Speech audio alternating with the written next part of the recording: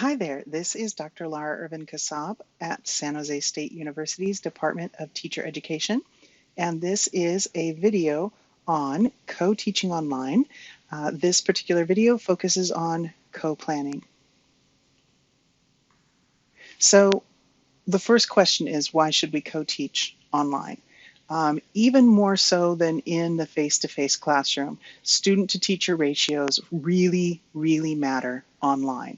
So when you're looking at a class of 30 students, having 2 teachers in the room means you have a 15-to-1 teacher-to-student ratio.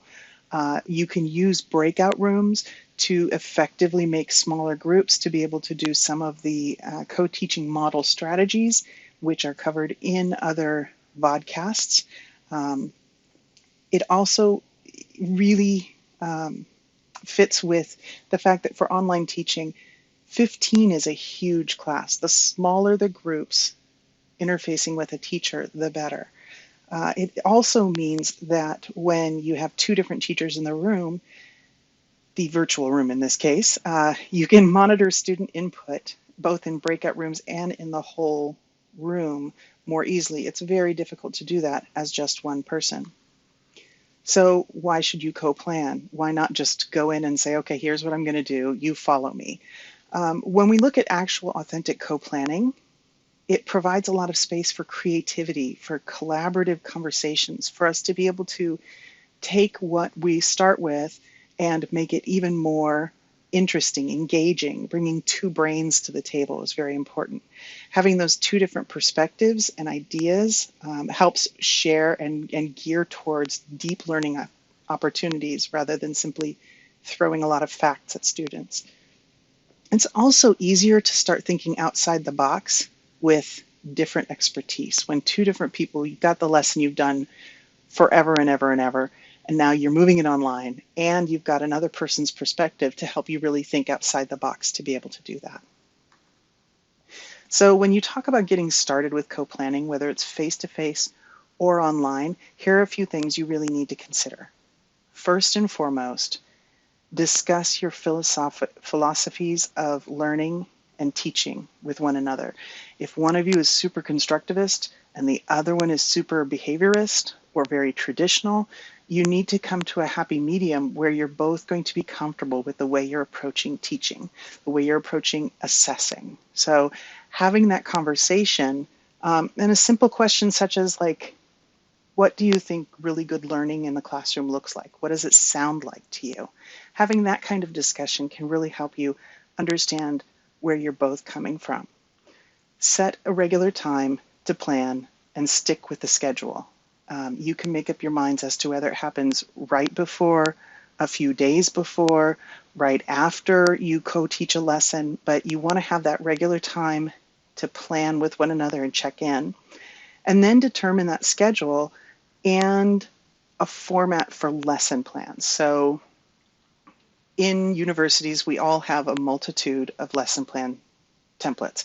Having been a high school teacher myself for 13 years, I think for the last 10, I only wrote a lesson plan when my administrator was going to come in and see me. The lesson plan's like the training wheels on a bicycle. It gets us to be in the habit of mind of thinking of all the pieces of a lesson plan, but we don't necessarily write them down anymore. When you're working with another person, you need to have at least some sort of sketch outline of what you're working with so that you can communicate more clearly and then break up your schedule of the lesson. So once you've determined that schedule for a time to plan, come up with that lesson plan format, then also have a conversation about when you need to communicate with one another about the upcoming lesson. So do you want to see each other's ideas 24 hours in advance, 48 hours in advance? These are all things you need to kind of set as your ground rules for co-planning. Then you want to discuss a curriculum map. What does it look like for you? What are your goals? What are your department goals for the entire semester or for the year? What do the key assessments or assignments look like? Do you have any overarching goals for all of your students? I always like to think, if I run into this student 5 years from now, what is it I really want them to have walked away with from my class and really remember? What common If you have common projects or assessments between departments or school-wide, what are they and when do they occur? Kind of start by getting that really big picture of what the year or semester is going to look like. I've got a quick example video here for a world history course that I taught.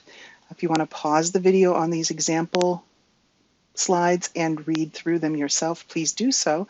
I'm going to be just kind of clicking through them so that we can self-pace.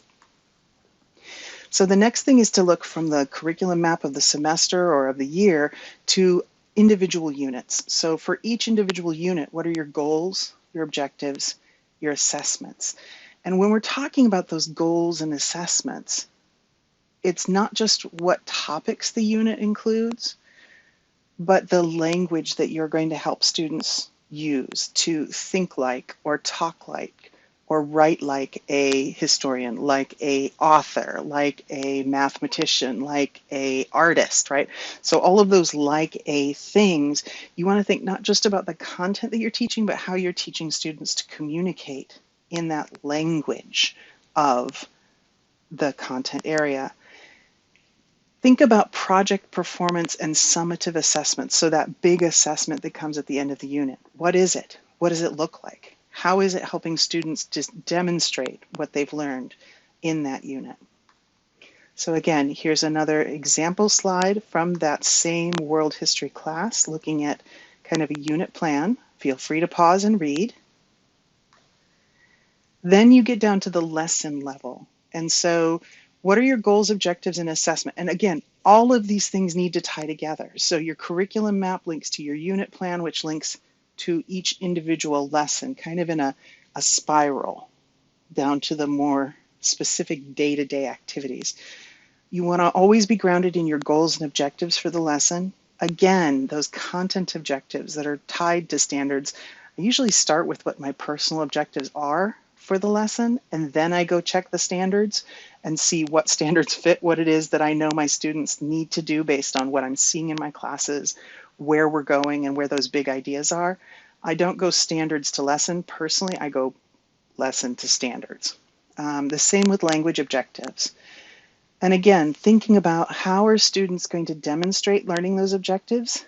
And what's awesome is when you have a co-planning partner, you can have conversations about options for alternative demonstrations, for being able to open up that universal design for learning space and say, how many different ways could students show us that they've learned this? There will also be a co-assessing video coming out. So to talk more about assessments, take a listen to that video. Here's again the World War I trial project that I taught for years and years in that world history class. Feel free to pause here and look at the example. Then getting the students to the goal, like this is where you start getting into the planning. So we've got the ideas, now we're going to get into the like, how is this going to happen? So how long are we planning on having the lesson last? What are options that we have for engaging learning activities? What kinds of grouping and team activities will there be? What is it that students are going to do to process, to practice, and receive feedback during these activities? This is starting to get into the nitty-gritty. And then here's another example. And then after you've got all those pieces planned, now's the part where you leverage co-teaching. You take a look at that lesson and think about what do those activities look and sound like, what's going to be synchronous and what's going to be asynchronous. So what is it that absolutely positively everybody needs to be together?